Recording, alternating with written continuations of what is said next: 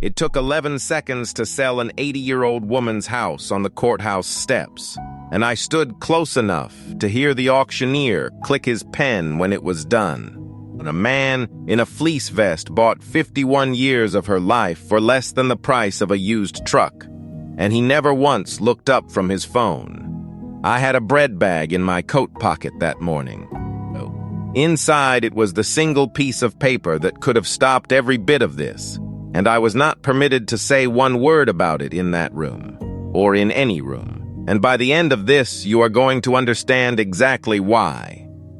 The woman losing the house was my neighbor. The woman taking it was my sister. People hear the words homeowners association, and they picture an argument about a mailbox. That is what I pictured too, for years, while I lived 4 doors down from a woman being fined toward foreclosure $100 at a time. It is a very slow way to take something from somebody. It is also a very quiet one, because every single step of it is written down, stamped, mailed, and filed, and every step looks like paperwork instead of what it actually is. If you have ever been the one in your family who does not make a fuss, the one who lets the capable person handle things because that is simply how it has always been, then you already know the shape of the mistake I made. I made it for 43 years. And my name is Nora, and I do the books for small businesses out of the back bedroom of my house. Nothing glamorous. 3 dentists, a landscaping outfit, a bakery, a man who rebuilds transmissions and cannot be made to keep a receipt to save his life. I moved back to Wexford Pond in 2017 because my father had a stroke on a Tuesday afternoon, and nobody else was going to sit with him while he learned to say the word water again. Alma Toussaint lived at 14 Persimmon Court. She had lived there since 1974, which was 15 years before the association even existed, back when the pond was just a low, wet place where kids caught frogs.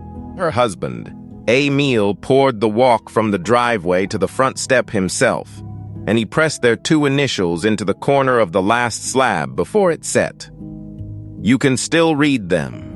I know you can, because I shoveled that walk for 11 winters. That was the whole arrangement between us. I did her walk and her front steps, and every July she paid me in tomato plants. She started from seed on a card table in her sun porch. And every July I told her that was too much, and she told me to take the tomatoes and go home. She kept every piece of mail she ever received in bread bags, sorted by year, in a cabinet under the stairs. She would tell you that was not being organized, that was being married to a man who worked for the post office for 31 years and had opinions about paper. The last few years, she used an oxygen concentrator at night. And her son Marcel lives in Tacoma and calls on Sundays. And he built her a ramp over the 2 front steps in the spring of 2021 so she could get her walker down to the mailbox without holding on to the railing with both hands. That ramp matters. Remember the ramp. Now I have to tell you about my sister, and I have to do it honestly, which means starting a long way back. Camille is 4 years older than me. Growing up, our mother had a sentence she used the way other families use a prayer before dinner. Camille handles things. Camille handled the phone calls, and the forms, and the funeral home, and the insurance adjuster.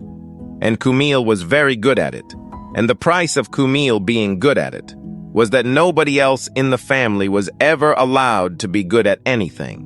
When our grandmother went into a facility in 2011, Camille handled the house. It sold fast. Faster than anyone expected to a buyer nobody met. And when I asked to see the closing statement, my mother told me that asking was the same as accusing, and I dropped it because I was 28 and I did not want to be the difficult one. Write that down as the first thing I let go of. There were going to be a lot more. Camille married a man named Del Ostrander in 2014. Del has a laugh he uses like a handshake. He is in property services, which as far as I could ever tell means he owns a truck, a magnetic door sign, and whatever company name fits the job in front of him. They bought the big house on the corner of Wexford and Larkin, the one with the two front gables. And Meal joined the association board within a year and became president in 2019. And after that, the neighborhood started to change in a way that was hard to point at. The first thing she did was rewrite the compliance program. It went to a vote at a Tuesday evening meeting in February. 11 people attended out of 240 homes. I was not one of them, and I want to be very clear that I am not asking you to feel sorry for me about that, because that is exactly the point. Nobody goes. Everybody assumes somebody else is watching. Under the old rules, a violation got you a courtesy letter, then a second letter, then a $25 fine that the board almost never bothered to collect. Under the new rules, a violation got you a notice, and the notice carried a fine of $100, and the fine repeated every 30 days that the violation stayed open, and the inspection to determine whether it was still open was performed by an outside contractor. The contractor was a company called MURID-EUN Property Standards. MURID-EUN was paid a flat fee per property inspection, plus a separate fee for each notice issued. Not per hour, not per month, per notice. I want you to sit with that for 1 second, because it took me 2 years to understand what it meant. And when I finally did, I had to put my hand flat on the table. Every single piece of paper that went out to a homeowner in Wexford Pond put money in the pocket of the company that decided whether to send it. MURID-EUN Property Standards was registered to a mailbox on Route 9. The registered agent was Del Ostrander. None of that was on the ballot in February. The ballot said, Enhanced Community Standards Initiative, and it passed 9-2, and 11 people went home and had dinner. Alma's first notice came in October of 2021. The numbers on her mailbox post were 3.5 inches tall. The standard required 4. Meal had put those numbers up in 1986. She paid a man $40 to change them, and she thought that was the end of it. And she put the white copy of the notice in a bread bag marked with the year, the way she had done with every piece of paper that ever came to that address. There were 3 copies of every notice. The white one went to the homeowner. The yellow one stayed with the association. The pink one went back to the inspector. Alma had the white copies. She had every one of them. That is not the part that mattered, and I did not know it yet, and it cost us more than a year. The second notice came 6 weeks later. The ramp, Marcel's ramp, the plywood and pressure-treated ramp over 2 steps, was ruled a non-conforming exterior structure installed without architectural review, and she was given 14 days to remove it or begin accruing. She did not remove it. She was 80 years old, and she used a walker, and she was not going to remove it. And I think Kochmiel knew that, and I have thought about that a great deal since. The third notice was the flag bracket. The fourth was a hairline crack in the driveway apron. The fifth was a garbage receptacle, visible from the street, on a day that was not collection day, which is a difficult standard to meet when you cannot carry a can back up a slope. By the following August, her account showed $840, and she was paying it out of a fixed income in $50 money orders, and she had stopped buying the seed packets for the sun porch. I want to tell you about a barbecue. 4th of July 2022, at my sister's house, which is a thing Camille does every year, with a rented tent and a caterer who does not need to be rented. I was standing near the drinks table when someone asked her about the older houses on the waterside, the small ones from the 70s with the low roof lines. And my sister said without lowering her voice at all, because she had no reason to, everything on that side of the pond is a project, not a home. 2 men laughed too. God help me, I laughed. because that is what you do at a barbecue, and because I had spent 43 years being the one who did not make a fuss. Remember that sentence. It is going to come back. The first association meeting I ever attended in my life was in November of 2022, and I only went because Alma asked me to drive her. They hold them in the clubhouse, in a room with a low ceiling and stacking chairs and a coffee urn nobody has ever once cleaned. There were 14 people there. The agenda had a line on it that read hearings, and under that line was a single address, and the address was hers. Here is how a hearing works on paper. The homeowner is entitled to written notice of the alleged violation and an opportunity to be heard by the board before a fine becomes final. Well, that is not a courtesy. That sits in the governing documents of nearly every association in this country and in our state statute, and it exists for one reason, which is that a private board is being handed the power to reach into your bank account. Here is how the hearing worked in that room. Camille read the address. She read the words continuing non-conforming structure. She asked if there was a motion. A man named Bill in a fishing shirt made the motion. A woman seconded it without looking up.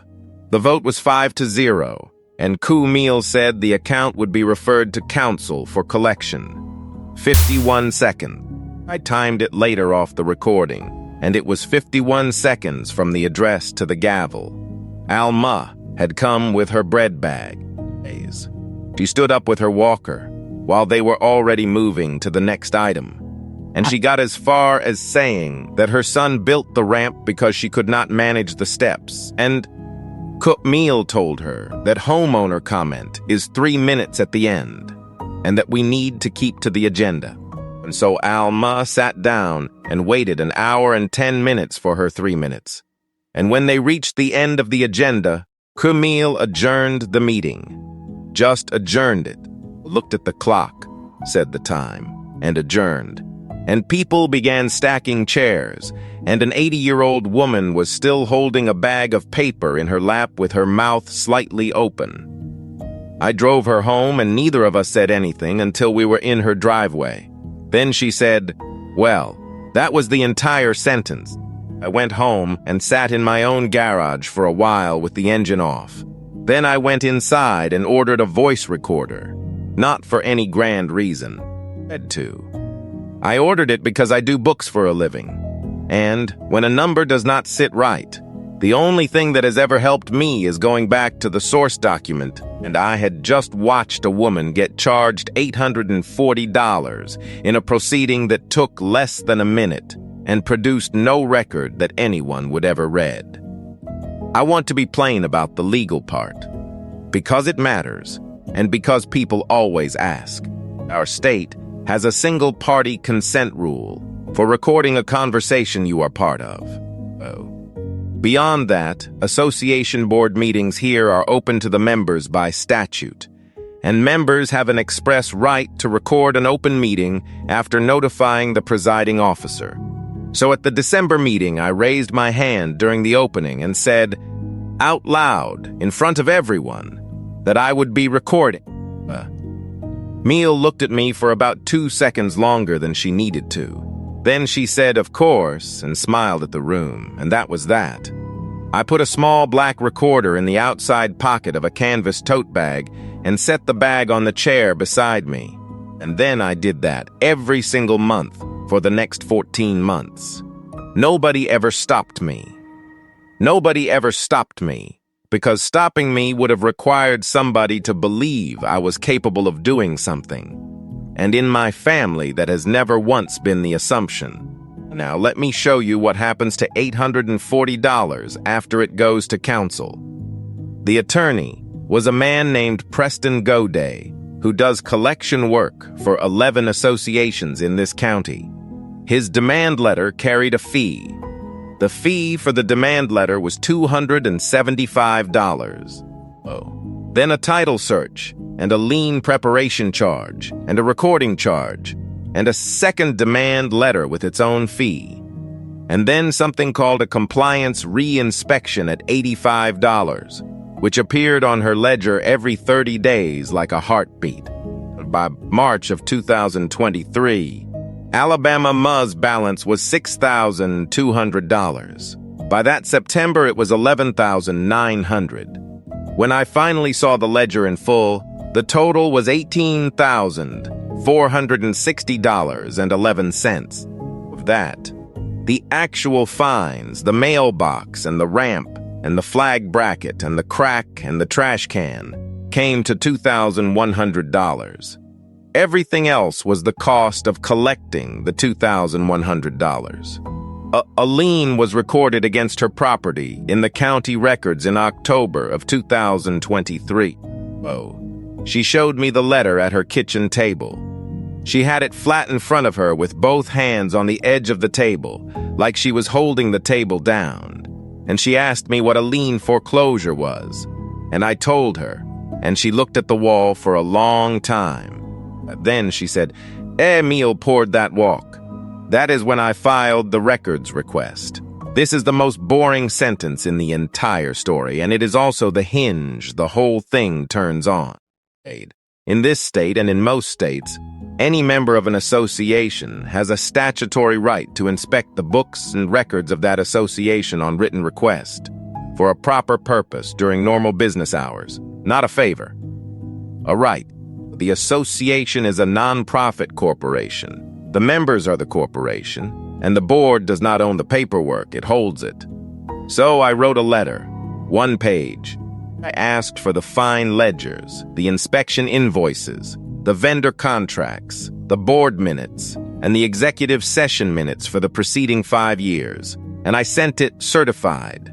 And I sent a copy to the management company, Halstead Management, because Halstead was the custodian of the actual files. Then I waited 32 days. Then a woman named Rue Natu Vogul from Halstead called and told me I could come to their office in the business park on Kessler Road on a Thursday, that I could look at whatever I wanted, that I could not remove anything, but that I could photograph pages at my own expense. So I took a lunch bag and a phone charger, and I sat in a windowless room at a folding table, and I read for 9 hours. At about hour 6, I stopped reading and just sat there, because I had found the foreclosures, not Alma's, the other ones. Exford Pond Homeowners Association had filed lien foreclosure actions against 4 properties in 6 years, 12 Persimmon Court in 2020, 9 Larkin Bend in 2021, 6 Persimmon Court in 2022, and 14 Persimmon Court pending. Every one of them on the pond side, every single owner over 74 years old. 3 had sold at association sale, and all 3 were bought by the same entity, Cardinal Row Holdings. And Cardinal Row Holdings was registered to the same mailbox on Route 9 as Ridian Property Standards. This was not a misunderstanding. This was not my sister being rigid, or officious, or drunk on a small amount of power, which is what I had been telling myself for 2 years, because it was the version I could live with. This was a business. The fines were not punishment. The fines were inventory. Alma was not the target. Alma was the 4th one. I sat in that room and thought about a house in 2011 that sold fast to a buyer nobody ever met, and my mother telling me that asking was the same as accusing. It was never about the pond. It was about who in this world can be counted on not to make a fuss. Now here is the part my sister did not know. While she was signing the notice that added another $85 to an 80-year-old woman's ledger, I had already done 2 things. One of them was sit in a certified mail file at Halstead Management with a date stamp on it. The other one I had started on a Saturday morning with a clipboard and a pair of shoes I did not mind ruining. Neither of them would surface for 8 months. And for those 8 months, my sister was going to walk past me at family dinners and ask how the bookkeeping was going, in the voice you use with a child who has a hobby. My first notice arrived 9 days after I sat in that room on Kessler Road. Halstead had told the board about the records request, because Halstead worked for the board, and I had been naive about that in a way I am still a little embarrassed by. The violation was my mailbox post. It was leaning 4 degrees off vertical. 4 degrees. Yes. There was a photograph attached, taken from the street, with a small level superimposed on the image, and the inspector had written the words visibly out of plumb in the handwriting of a man who had been told what to find. I fixed it that weekend with a shovel and a bag of dry mix. The second notice came 11 days later for a garden hose coiled on a hanger on the side of the house. The third was for the storm door. I had lived behind that storm door for 9 years, and the previous owner had it in for 6 years before that, and it was suddenly a non-conforming exterior component requiring architectural review and removal. The fourth was my recycling bin. Fifth was a bare patch of lawn beside the driveway, measured at 11 inches across, which had been a bare patch of lawn since the day I moved in because that is where the salt truck throws salt. The sixth was the mailbox post again, this time for the color. 6 notices in 11 weeks. Alma got 2 in her first 11 months. I do not think anybody sat down and drew up a plan for me. I think a machine had been built, and I had walked in front of it, and the machine did what it was built to do. Then the neighborhood went quiet around me. There is a group message thread for the street, 40-odd people, mostly about lost cats and the water main. I was not removed from it. That is not how it works. It simply stopped having anything in it. And then one evening in February, my neighbor Lore Is Fini mentioned the block party planning while we were both getting our bins, and stopped in the middle of the sentence and said she had better get inside. There had been a planning meeting. There had been 3 of them. Curtis Bramlett, who lives across from Alma, and who had helped me carry her air conditioner up from the basement 2 summers before, would not make eye contact with me at the gas station on Larkin. He crossed to the far pump. He is 66 years old, and he crossed to the far pump, so he would not have to say hello to me. Thanksgiving that year was at my mother's. And Camille brought the pies and a bottle of something and a story about the association's new entrance, landscaping. And everybody said it looked wonderful, and it did look wonderful. I made it to the coffee. I said one sentence. I said that there were 4 foreclosures on the pond side, and that I thought somebody should look at it. My mother put down the cream pitcher, and she said, in front of my aunt and my 2 nephews and my father, who was in the chair by the window, and who was having a good day, and who understood every word of it, that I had always needed to be the one something was happening to. Camille did not say anything at all. She did not have to. She reached over and refilled my mother's cup. I drove home with the radio off. Here is the thing about doing books for small businesses. Your clients are people who talk to each other. The landscaping company was the first to go in January, and the owner was decent about it, and told me straight that he had heard I was going through something, and he did not want to be in the middle of it. The bakery went in February, one of the dentists in March, and the second one in April, and the second one did not call. He just had his office manager email me asking for the files. Somebody had been saying, in the careful way people say these things, that Nora Vance was having some difficulty, and that there was a situation with the association, and possibly something about harassment. And no, they did not want to say more than that. By May, I had lost 61% of my monthly billing. My own association balance was $4,300. In June, they recorded a lien against my house. I found out because I was 3 weeks into a refinance.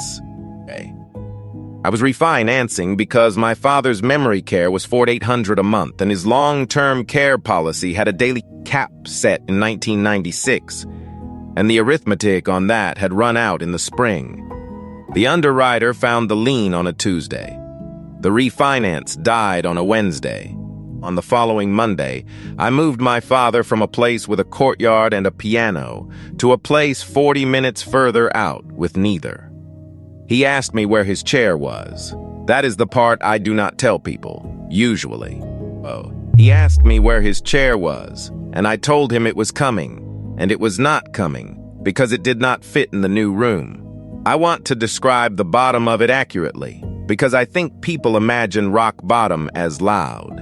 Mine was extremely quiet, and it was mostly about time of day. I started doing yard work at 6 in the morning, before anybody was up, because a photograph taken from the street is only a photograph if somebody is on the street. I bought a tape measure, and I measured my own grass. I measured the gap between my recycling bin and the corner of the garage, and I wrote the number on a sticky note and put it inside the garage door, so I would not have to think about it every week. I stopped using my front door. In 10 months, I did not use my own front door, because the front of the house was where the camera was. In August, a car slowed outside my house at about 9 in the evening and sat there, and I stood in my unlit kitchen with a glass of water in my hand and did not move until it left. I want to be careful here. Nobody hit me, and nobody threatened me. And nothing happened that I could have reported to anybody. That is the whole trick of it. Every single thing that was done to me was done on a form. The worst of it was one evening in September when I drove out to the new facility and parked, and sat in the lot for 40 minutes and then drove home without going in, because he was going to ask me how it was going, and I did not have anything to tell him. I had a bag recordings that nobody wanted, a photograph of a ledger, and a mailbox post I had straightened twice. I sat in that parking lot and thought, with a kind of flat curiosity that frightens me a little now, that if I simply stopped, nothing in this neighborhood would change by 1 degree. The only thing I kept doing that entire time was Alma's cans. I took them down on Wednesday nights and brought them back up on Thursday nights, after dark, so no photograph would ever place me at 14 Persimmon Court. I want that on the record. Not because it was brave, because it was the one thing I did not let them have. The sale date was set for the 14th of November. On the last Sunday in September, Alabama Ma called and asked me to come over, and when I got there, she had the cabinet under the stairs open and every bread bag out on the floor in rows by year. And she was sitting on the bottom step because she could not get down to the floor. She said, "You are the only person who has ever read anything I kept." And she gave me the bag. 51 years of a woman's paper in a grocery bag, handed to me on a staircase. I took it home, and I went through it at my kitchen table with a legal pad. And at about 2 in the morning, I found what had been in front of me for 2 years. Every notice Alma had was white, every single one. I had photographed the association's yellow copies at Hallstead, and they matched. There is a third copy of every notice in that system, and the third copy is pink, and the pink copy goes back to the inspector, and the pink copy is the one that carries the fee. The white copy tells a homeowner what they did wrong. The pink copy tells you who got paid for saying so. I had never asked for the pink copies. Nobody had in 6 years because nobody knew they existed except the man filling them out. And they were not association records, they were vendor records. They lived at Mutrid Eon Property Standards, which was a mailbox on Route 9 belonging to my sister's husband. I sat there until the sky went gray. And then I did the arithmetic that I should have done 2 years earlier, which is the only kind of arithmetic I have ever been any good at. 406 notices had been issued in the pond side alone since the program started. At the per notice fee in the Meridian contract, that was $34,510, paid by the association, signed off by the president, to a company owned by the president's husband. That is not a homeowners association dispute. That is a corporate officer approving payments to herself and there is a word for it that has nothing to do with mailboxes. I put my pen down. I had spent 43 years being the person who does not make a fuss, and I want to tell you it broke on some noble principle, but it did not. It broke on a number. The first thing I did was go back through the bread bags a second time, slower, starting at 1974. It took 4 nights, and in the bag marked 2021, behind a dental appointment card and a flyer for a gutter company, there was a letter on cream paper from Cardinal Row Holdings. It was dated the 9th of August, 2021. It offered to purchase 14 Persimmon Court for $190,000, cash, as is, 30-day close, and it noted that the property would likely require significant remediation. Alma had written across the bottom of it in blue pen, "No thank you," and the date, and she had filed it away and never mentioned it to a living soul. The first violation notice on that house was issued on the 19th of October, 10 weeks after she said no. I laid the 2 pieces of paper side by side on my kitchen table, and I looked at them for a long time. Then I started on the other 3 houses. 12 Persimmon Court had belonged to a man named Walter Reddick, who died in a rental apartment in Ohio near his daughter 14 months after the sale. 9 Larkin Bend had belonged to a woman named Josephine Cavee at Cough Ski. 6 Persimmon Court had belonged to Curtis Bramlett's mother-in-law. Curtis Bramlett, who crossed to the far pump at the gas station, so he would not have to say hello to me. I sat in my car outside his house for 10 minutes before I could make myself knock. He opened the door and he did not invite me in, and I said one sentence, which was that I had the ledgers, and I thought his mother-in-law had been used. And he stood there in the doorway with the television going behind him. Then he said, "Come in, Nora." It turns out he had known something was wrong for 2 years and had assumed he was the only one, which is exactly what that system is designed to produce. Josephine Cavee at Kofsky's daughter drove down from Fenner on a Sunday. Her name is Pauline, and she brought a shoebox. And she was apologetic about the shoebox because she said it was mostly junk. It was not mostly junk.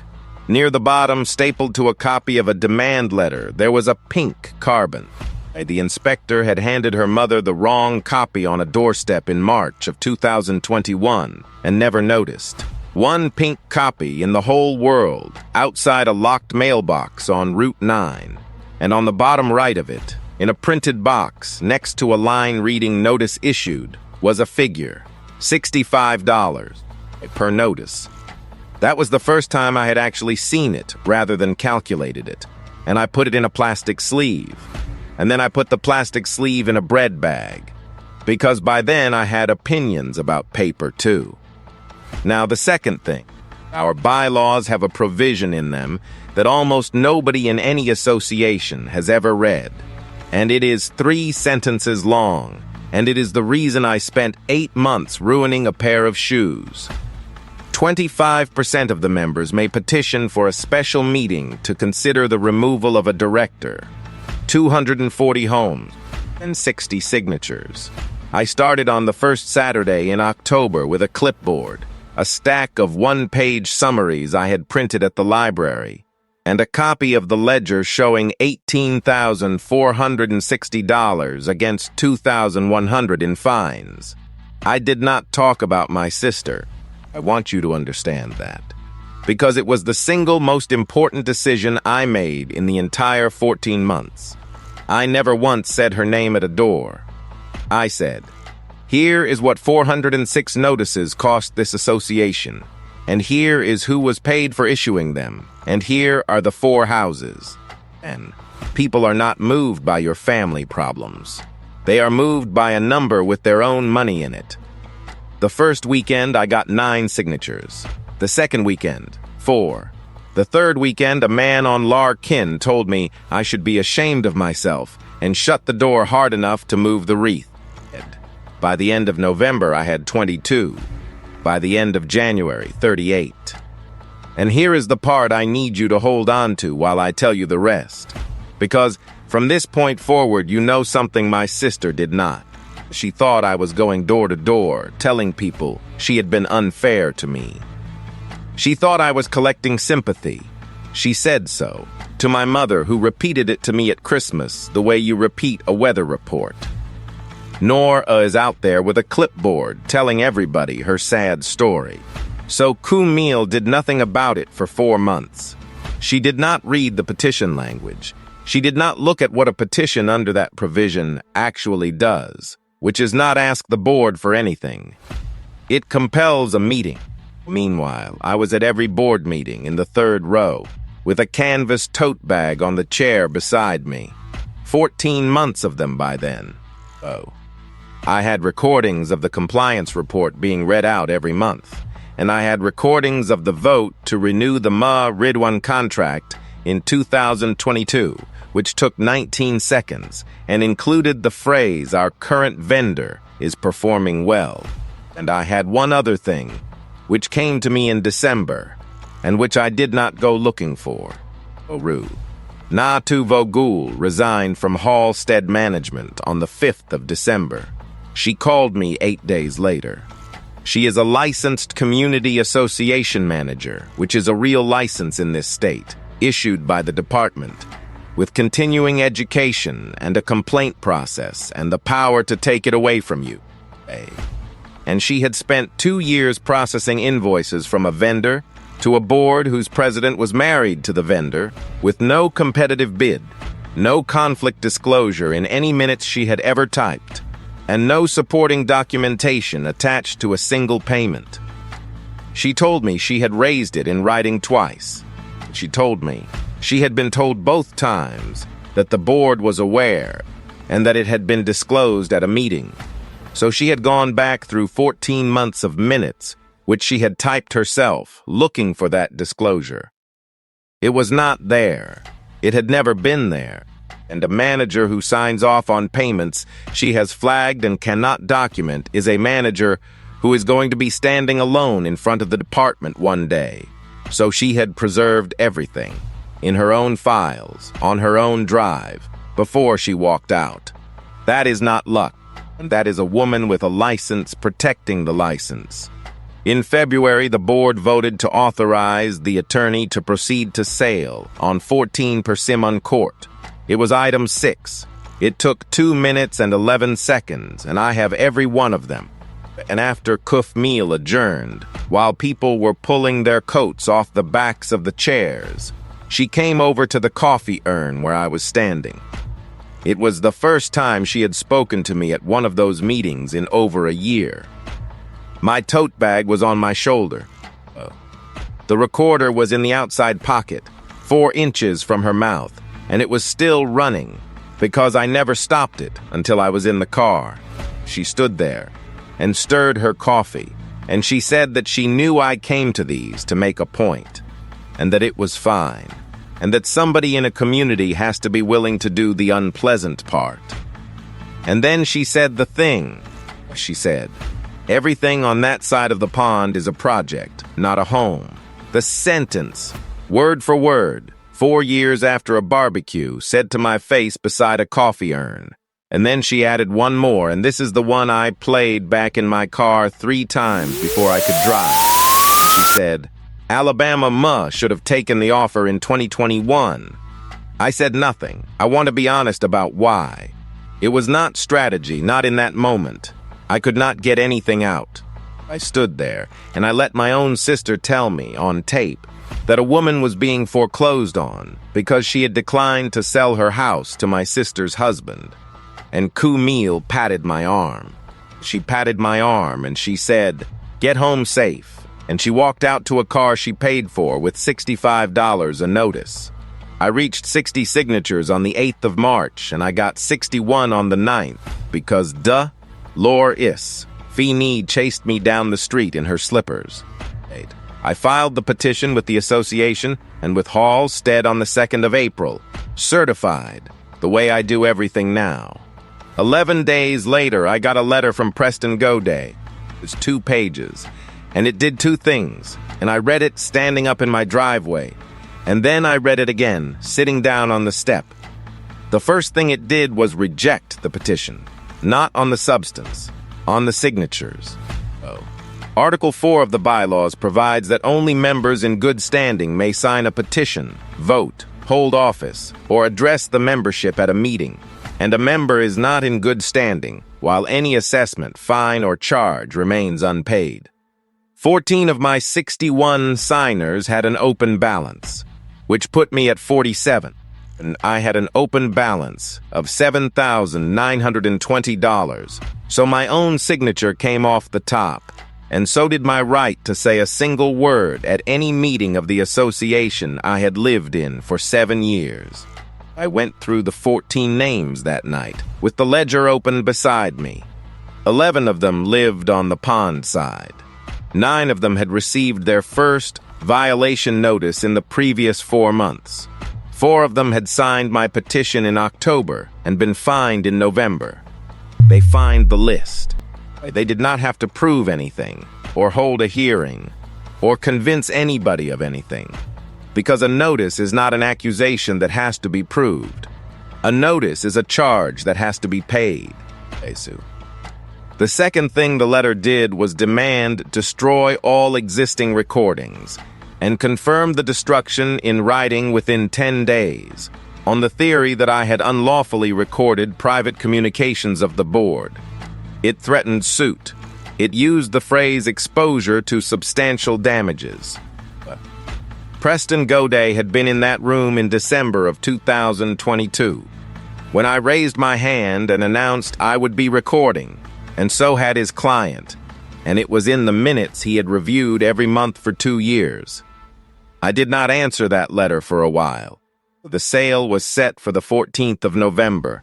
Marcel flew in from Tokomo in October, and we spent 3 days trying to stop it.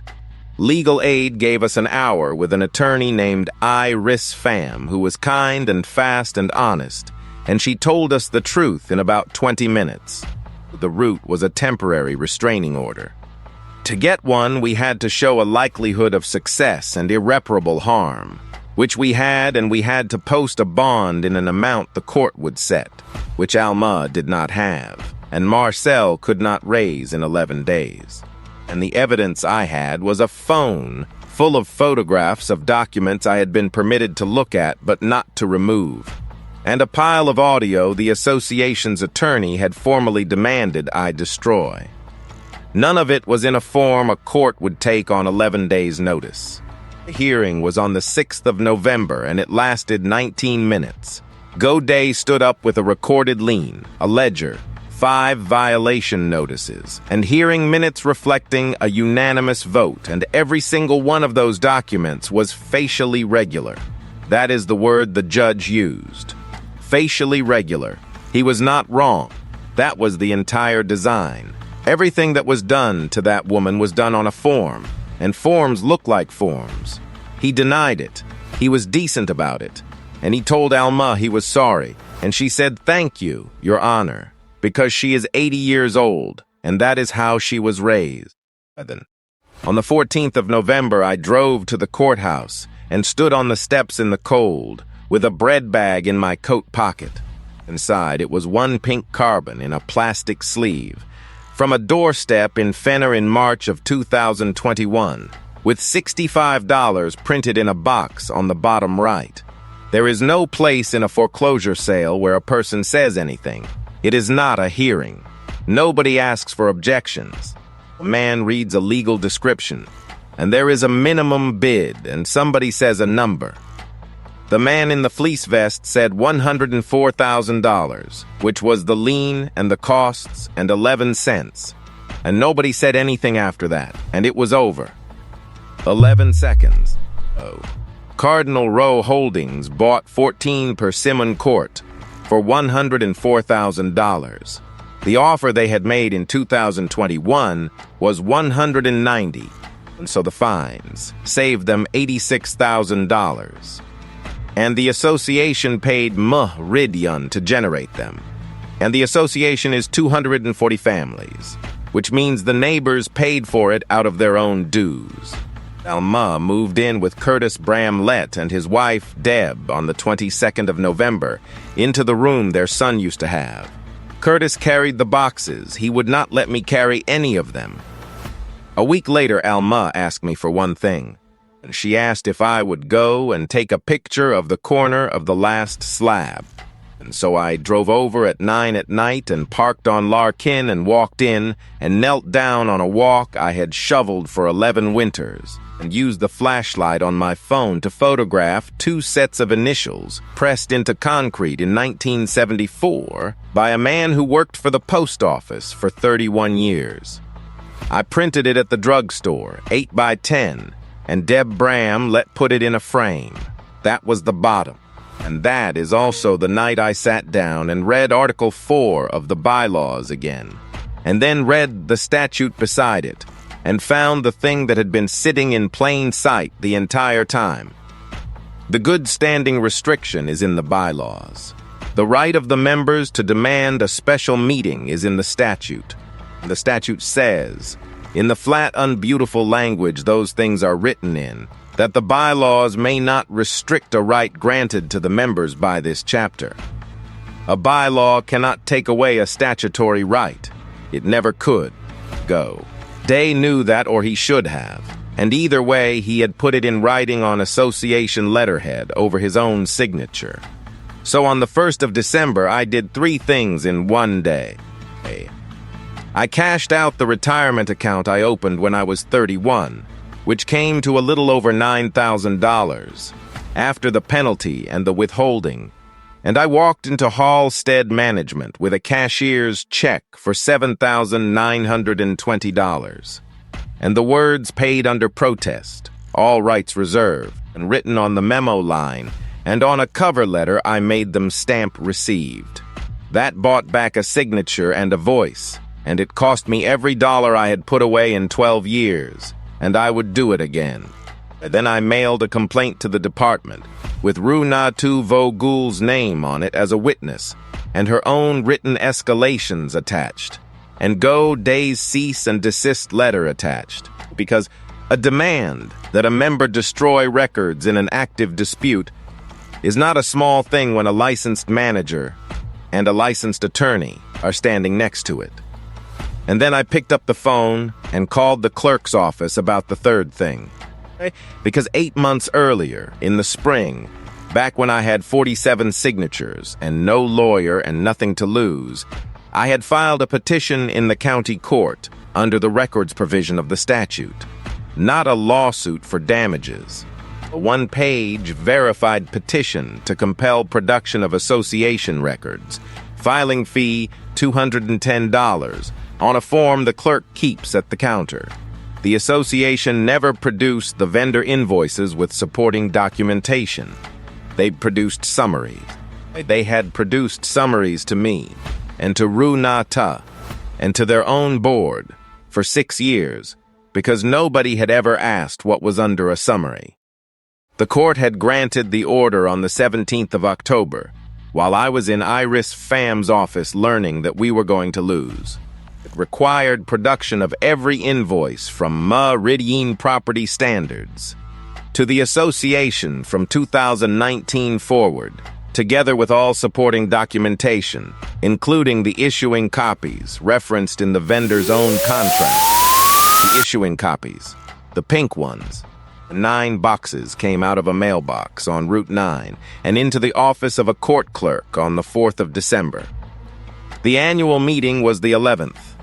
Wexford Pond holds its annual meeting on the 2nd Tuesday of December, in the clubhouse, in the room with the low ceiling. 14 people come. Sometimes 11. That year, my sister had reasons to want a crowd. She was running unopposed for a 4th term as president. A regional representative from the state chapter was driving in to present her with the Merrick County Association Leadership Award, which is a glass plaque on a wooden base, and which was sitting on the folding table by the coffee urn, under a cloth napkin. And a county commissioner named Del Fortney was attending, because Cook Meal had been put forward for a seat on the County Planning Advisory Board. and that appointment was going to a vote in January. That was the whole point of her. Not the money, in the end. Dell wanted the money. Meal wanted a room full of people who thought she was the one who handles things. 131 people came to that meeting. They had to bring chairs in from the pool storage, and people stood along the back wall by the fire door. I watched my sister look out at that room from behind the folding table, and I watched her decide what it meant. She thought they had come for her, and why would she think anything else? But she had spent 5 years being told she was the only person in Wexford Pond who cared, and I had spent 14 months at doors saying a number and never once saying her name. Alma was in the third row, in Curtis Bramlett's spare coat, with Deb on one side and Marcel on the other. Camille opened the meeting at 7:04. Minutes. Treasurer's report. The landscaping contract for the entrance beds. At 7:31, she reached the item on the agenda that said new business, and I stood up. She did not even look at me. She said, "The chair recognizes members in good standing only." And I walked to the front and put a photocopy on the table in front of her. Cashier's check, $7,920, received and stamped by Halstead Management the 1st of December, 10 days earlier, paid under protest. She looked at it for about 4 seconds. Then she said, "Fine, 3 minutes." 3 minutes is what she gave Alma. I did not need 3 minutes for the first part. I read Article 4 of the bylaws out loud, the good standing clause, the one they had used to strike 14 signatures. Then I read Section 2 of the statute, the one that gives members the right to demand a special meeting for the removal of a director. Then I read the sentence in that chapter that says the bylaws of an association may not restrict a right granted to the members by this chapter. And I said that the petition filed on the 2nd of April had 61 valid signatures and had never been lawfully rejected, and that under the statute this membership was entitled to take it up, and that I was making that demand on the record at 7:34 in front of 131 witnesses. Nobody said anything. Then Bill, the man in the fishing shirt who had made every motion for 5 years, said, "What petition?" He had never been told there was one. That was the first crack, and it was not mine. It came from the man who seconded everything. I put a page on the overhead projector, because the clubhouse still has an overhead projector, and I did not use one word that anybody would need explained. On the left, what Alma Toussaint actually did wrong. A mailbox number half an inch short, a wheelchair ramp, a flag bracket, a crack, a garbage can, $2,100. On the right, what it cost her, $18,460.11. And then the 4 addresses, with the year of each foreclosure, and the age of each owner at the time. 79, 81, 74, 80. Then I put up 2 filings from the Office of the Secretary of State, which anybody in that room could have pulled up on their phone for free in about 90 seconds and never had, and neither had I for 2 years. M.Rid.E. Unproperty Standards, Registered Agent, Del Ostrander. Cardinal Row Holdings, Registered Agent, Del Ostrander. The same mailbox on Route 9. And I said, "The company that decides whether to send you a notice is paid by the notice, and the company that buys the houses is the same company. And this association has paid the first one out of your dues to make inventory for the second one." Camille stood up. She was very good. I want to say that, because it is true, and because it is the part people never expect. She did not shout. She said that these were serious allegations from someone with an unfortunate personal history with the board, that the association had followed its documented process at every step, that every fine had been properly noticed and heard, and that she was not going to allow a family matter to be litigated in a community meeting. A family matter. She said it in a room of 131 people. And she said it because it had worked at every dinner table for 43 years. And Del Fortney, the county commissioner, wrote something down. Then I said the only sentence I had rehearsed. I said, the board did not follow the process. And I know that because the process leaves a third copy, and I have all of them. Every violation notice in Wexford Pond comes in triplicate. White to the homeowner, yellow to the association, pink to the inspector.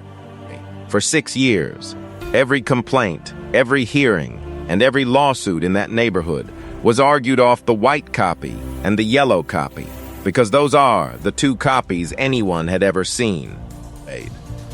On the 17th of October, a judge of the county court had ordered Rid on property standards to produce every invoice with all supporting documentation, including the issuing copies referenced in its own contract. 9 boxes went to the clerk on the 4th of December. The pink copy has a field on it that the white copy and the yellow copy do not have. It is a small printed box in the upper right. It says, requested by, on an ordinary notice, the kind that goes out because an inspector drove down a street and saw a trailer parked on a lawn. That box is empty. Out of 1,918 notices issued in 5 years, that box is empty on 1,906 of them. It is filled in on 112. All of Alma's, all of Walter Reddick's, all of Josephine Kvi at Koff Skis, all of Curtis Bramlett's mother-in-law's, and all of the notices sent to the 14 people who signed my petition in October and were fined in November. The handwriting is the same in every box. It says C. Ostrander. Well, the inspector never found those violations. He was told to write them and do. I had known that for 14 months because Pauline Kvi at Koff, Ski's mother, had been handed the wrong carbon on a doorstep in Fenner, and I had carried that one pink copy in a bread bag in my coat to the courthouse steps on the 14th of November and stood there with my mouth shut. Because one copy is a story about a piece of paper. 112 is a business. The room made a sound I have never heard a room make, not a gasp. More like everybody in it moved about 2 inches at the same time. And then I did the last thing. I set my phone on the table next to the microphone, and I played 11 seconds of audio from February, recorded in that same room, 4 feet from where my sister was standing at that moment, after she had adjourned a meeting in which she had voted to sell a woman's house. Her voice came out of that speaker perfectly clearly. Everything on that side of the pond is a project, not a home. Alma should have taken the offer in 2021. And then, on the recording, my sister patted my arm and told me to get home safe. You could hear it. You could hear the fabric. Kumail reached for the gavel. She said the meeting was adjourned, and 131 people did not move, not one chair. And Bill, in his fishing shirt, said, "Sit down, Kumail." The removal vote was taken at 8:42 that night under the statute, on the petition filed the 2nd of April, 118 to 9. The regional representative from the state chapter picked the glass plaque up off the folding table before the vote was even finished counting and put it back in its box. And I watched her do it, and she did it quietly, the way you take a dish off a table when the meal is over. Commissioner Fortney left during the count. The planning board appointment never went to a vote in January. After that, it stopped being about the neighborhood, which is what happens when paper leaves a clubhouse. The department opened a case in January on the manager complaint and Runatu Vogul's escalations. The 2 she had written and been told to drop were the first exhibits in it. The board that got seated in the special election terminated the Rid contract in 8 days and retained real counsel, and that counsel referred the notice files to the county prosecutor in March. Del and Camille Ostrander were charged in June, both of them, with theft by deception and with falsifying business records. I am not going to tell you they were convicted. because that took longer than this story does, and because I am not in the business of telling you things I cannot show you. I will tell you that the association's insurer denied coverage because policies do not cover fraud, which means the money comes out of two people instead of out of a company. And I will tell you that the house on the corner of Wexford and Larkin, the one with the two front gables, sold in April. Alma's counsel, who took it on contingency about 4 days after 9 boxes arrived at the clerk's office, moved to set the sale aside in February. The court vacated it in July. The fines were void from the beginning. No hearing was ever held. The votes were taken by a board with an undisclosed conflict, and the notices themselves had been procured by the director who benefited from them. A sale built on a lien, built on a void fine, does not stand up, and it took a judge about 6 pages to say so. Alma Toussaint moved back into 14 Persimmon Court on the 9th of August, 1 year and 9 months after she left it. Marcel came in from Tacoma, and Curtis carried the boxes again. I shoveled that walk in November, the way I have every winter for 13 years now. The initials in the corner of the last slab are still there. There is an 8x10 photograph of them hanging in the front room, in a frame Deb Bramlett bought, and Alma will not take it down. She says it is a picture of a thing that almost got away. 3 of my clients came back, the landscaper first, and he never once mentioned why he had gone. I moved my father back to the place with the courtyard and the piano in April. He asked me where his chair was. This time it fit. I have not spoken to my mother in 19 months. She called once in the spring, and I want you to know that I picked up. She did not ask how I was, and she did not ask about my father. She asked whether there was anything I could do for Kuchmiel, and I said no, and we sat there on the phone with nothing in it, and then we hung up, and that is where that is. I used to think keeping the peace was a kind of goodness. It is not. Staying quiet in a family or in a neighborhood or in front of an association board with a stack of forms and a gavel does not prevent the trouble. It just decides ahead of time who is going to pay for the quiet, and it is always going to be the oldest person on the street with the smallest house. So here is what I actually want to ask you. Somewhere near you, there is a woman like Alma paying $50 a month on a fine she does not understand, and everybody on that street has decided it is not their business. Would you have gone to the meeting? Or would you have stayed home and let the capable person handle it, the way I did for 2 years, while the paperwork piled up 4 doors down? Tell me honestly, I read every one of these. If you stayed to the end of this, subscribe, and I will tell you about the other 3 houses on that pond. Because Walter Reddick's daughter found something in Ohio that I still cannot explain.